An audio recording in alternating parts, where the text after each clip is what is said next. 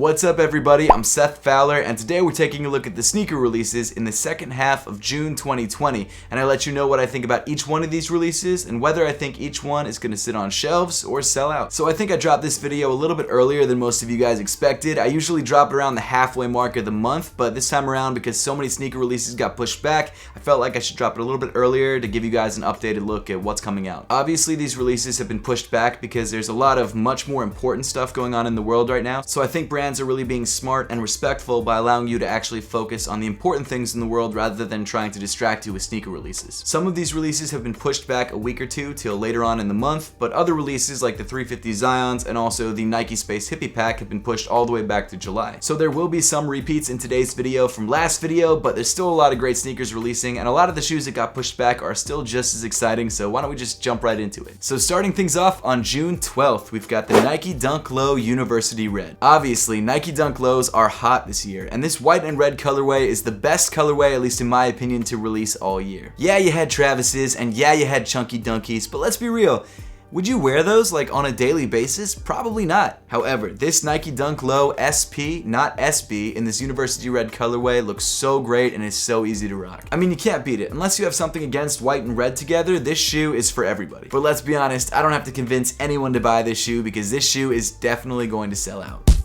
Then, moving on to June 13th, we've got the Air Jordan 5 Top 3. As you probably already know, this shoe is a mashup of the Air Jordan 5 Grapes, the Black Metallics, and the Fire Reds. In fact, it actually has a tag on the inside of the tongue to tell you that. And I said this in the last Sit or Sell video, this is probably one of the best top 3 style sneakers the Jordan brand has released. Granted, the gold one that they released for Complex Con was pretty dope. This one is much better than the 4s, and in my opinion, better than the original ones. That being said, I'm still not in love with it, and I'm personally going to pass on it. If this shoe had released a couple months back, I think it would have done the same as the Air Jordan 4 Top 3, which was sit on shelves. But because everything's kind of online at the moment and people online have more opportunity to buy the sneaker, I think it might actually sell out.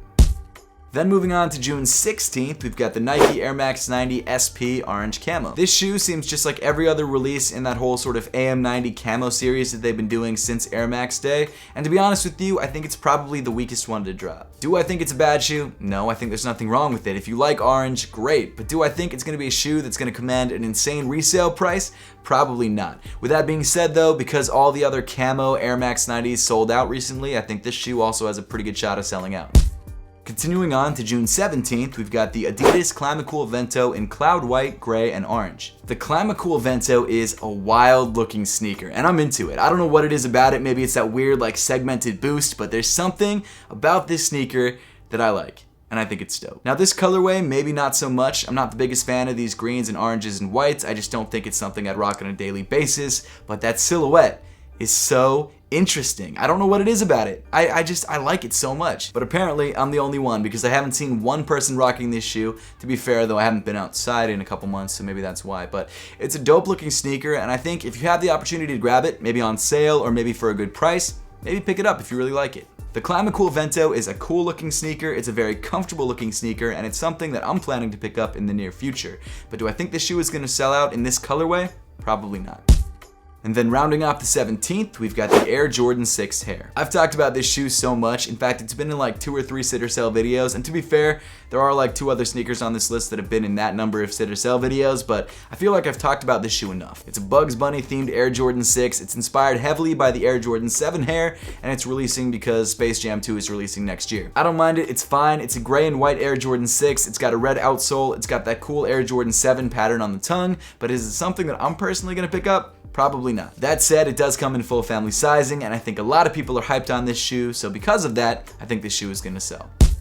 After that, on June 18th, we've got the women's Air Jordan 11 Low Concord Sketch. This Jordan 11 Low comes with a deep royal colored patent leather panel that wraps all the way around the sneaker, which is accented by a white leather upper. Of course, the shoe also comes with a white midsole and a semi-translucent blue outsole, as well as a black sock liner. And as the name would suggest, this shoe is only coming in women's sizing. So if you like this colorway and you're bigger than a size 10.5, you're out of luck. It's definitely a clean Air Jordan 11, and if you're into it, go for it. I think it's a great shoe to pick up. I'm honestly not sure how this shoe is gonna sell, but I'm gonna be optimistic, or I guess pessimistic, if you're trying to grab this shoe and say that this shoe is probably going to sell.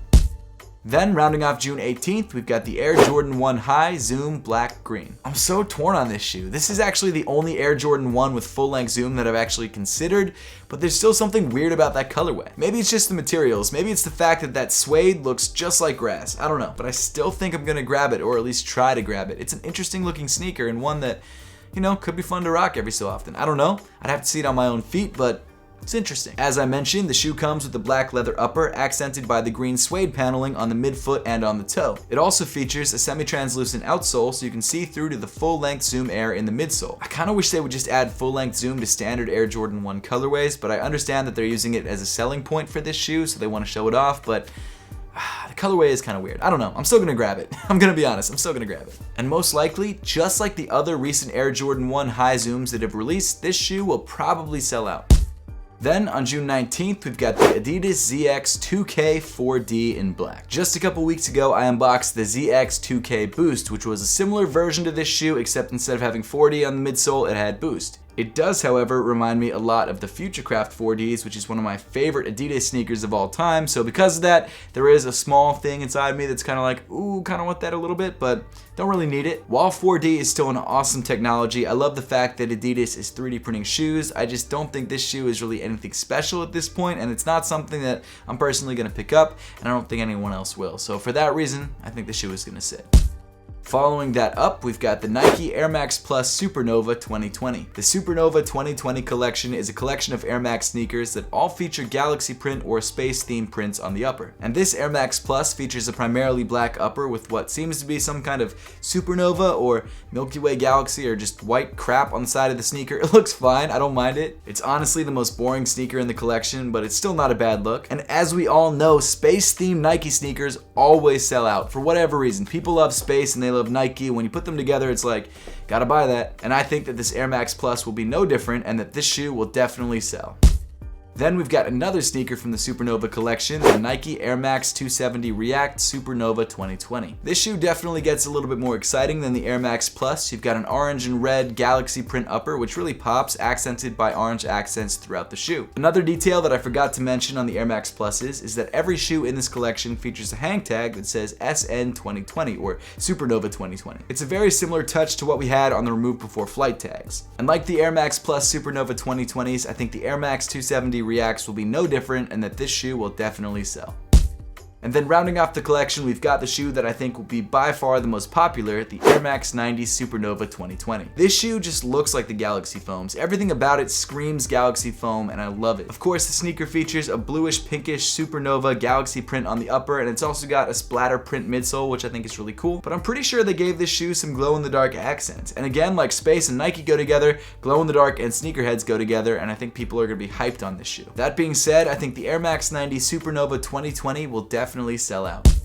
Then moving on to June 20th, we've got the New Balance 327 Wax Blue. The 327 has been an insanely popular New Balance model, and I think this wax blue colorway is one of the cleanest colorways to drop so far. The upper of the shoe comes in sort of a dark navy suede, accented by a lighter blue on the midfoot, and of course you've got that oversized New Balance logo in white. It's such a clean and simple look, and it's definitely a shoe that I'm gonna go for. I don't think I'll be able to grab it because New Balance sneakers have been selling out like crazy, and botters I guess are going for them now, but it's a shoe that I definitely want. If you're trying to grab a pair of the New Balance 327 Wax Blues, you probably will have a tough time because I definitely think this shoe is going to sell.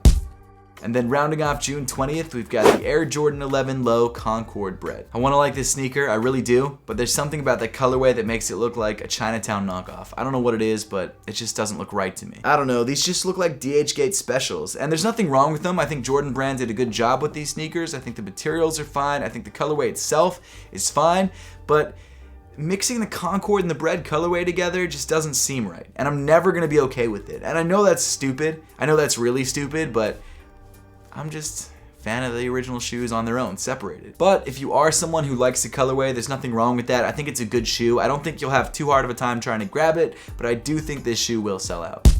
Then dropping on June 24th, we've got the Nike Dunk Low Champ colors. I think this shoe is Knicks themed, at least that's what sneaker outlets are saying that it is. I'm not 100% sure on that, but it's an orange and dark blue Nike Dunk Low SP, and it's not bad looking. Is it as good as the University Reds it released earlier in the month? No, not in my opinion, but it's not a bad looking pair of shoes. If you've been a dunk collector since like the mid 2000s, you're probably having a field day right now because Nike is dropping dope dunk after dope dunk. And of course, I'm gonna go for this shoe. Even though it's not my favorite dunk in the world, it's still a good looking pair of sneakers.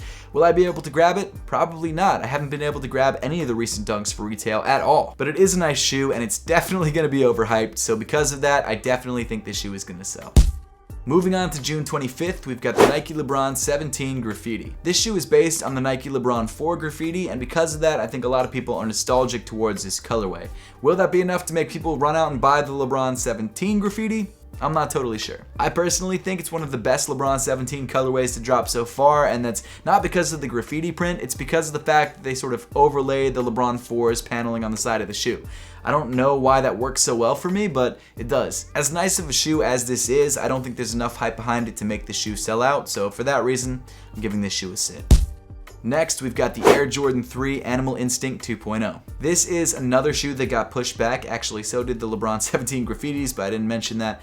This shoe is fine. It's the Animal Instinct 2.0, so it's the second version of the shoe. The first version was a very hairy, sort of Black Cement 3 styled sneaker. The colorway of this sneaker is pretty similar to that shoe, except this time around, instead of being covered in fur, it's covered in like croc skin, which I actually think is better. But I'm still not in love with it. It's just a weird looking sneaker, and it's not something that I would wear on a regular basis. And every shoe that I rock, I usually pick up because it's something that I know I can rock. This shoe just isn't for me. However, I do think there's a lot of people out there who do want to rock this sneaker. It's expensive though, and it comes in at a retail price of $225. So unless you really want this shoe, I'd let it go. But to be honest with you, like I said about the Air Jordan 5s that released earlier in the month, I think this shoe will sell out, but only because people are just sitting in front of their computers. And then finishing off the 25th, we've got the Adidas Yeezy Quantum Barium. Another shoe that we've talked about in multiple sitter cells. In fact, we've talked about this one in probably 3 or 4 sitter cells. I don't know why they keep pushing this shoe back, but they do. It's a Yeezy Quantum. It's fine. If you like this sort of green-gray look, great. If you're into that, awesome. I'm gonna try and grab it because it's a Quantum and I don't have any Quantums at the moment and I wanna play basketball in a pair of Quantums. If you don't like it, let it go. It's not gonna be easy to get. Everyone and their mom is gonna be going for this shoe because it's a Yeezy and it's a popular Yeezy. And of course, being a popular Yeezy, it's definitely gonna sell out. Continuing on to June 26th, we've got the women's Air Jordan 1 tie-dye. This shoe is actually a pretty dope women's Air Jordan 1 colorway. It features blue tie-dye paneling as well as white and black accents, and I think overall it's a really clean look. It's definitely one of the best experimentations on an Air Jordan 1 we've had in a while. It's so much better than a lot of those Zoom models that have come out and a bunch of those like Jester XX models. Those are crap, but this shoe is actually pretty decent, and it's something that if it was a men's model, I would definitely pick up. I wouldn't be surprised if this shoe came in extended sizing, and even if it doesn't, I'm sure there's men out there who still will pick up this sneaker, and being a cool looking Air Jordan 1 and Air Jordan 1s being very popular right now, I definitely think this shoe is going to sell out. Then on June 27th, we've got a restock of the Adidas Yeezy 350 V2 Zebra. This has been one of the most restocked shoes I've ever seen. It's been restocking for years. If you haven't had a pair of Zebras yet, I have to imagine that you've just been passing on them, because if you've wanted a pair of these, you've had like 8 different opportunities. The sneaker's fine, there's nothing wrong with it. It's one of the best looking 350 V2 colorways. It's a cool looking shoe. But we've seen it so many different times. But even with all those restocks, it's still one of the most popular 350 V2 colorways, and people for some reason still want it. And because of that, this shoe is probably gonna sell out again.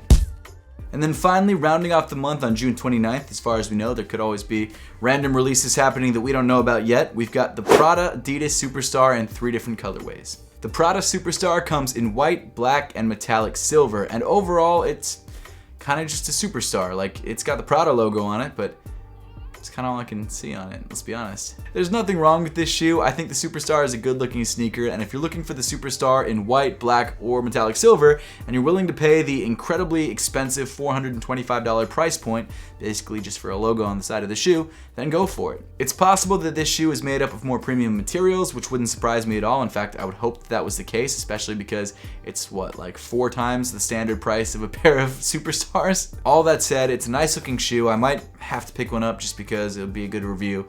But it's not something I'm excited about. I'll put that out there. If you want to grab it, great. If you don't, fine, but I wouldn't be surprised if this shoe sold out.